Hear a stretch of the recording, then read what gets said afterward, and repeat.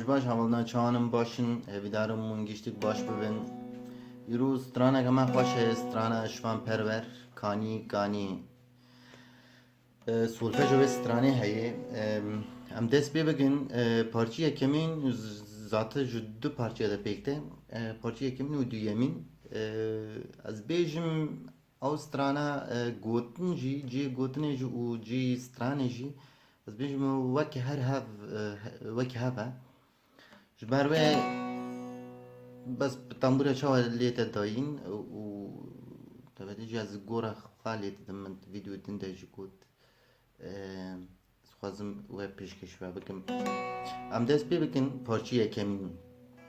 do re re re do do re mi do re mi re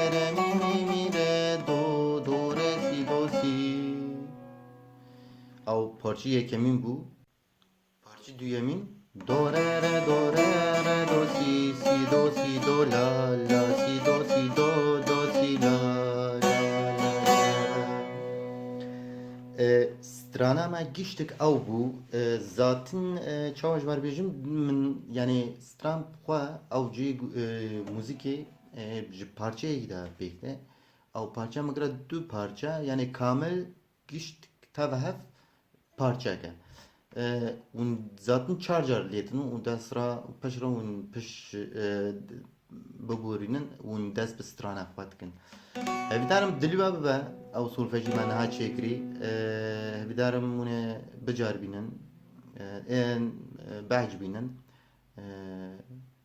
me xeletîk nav de çêkir qusirê efû kin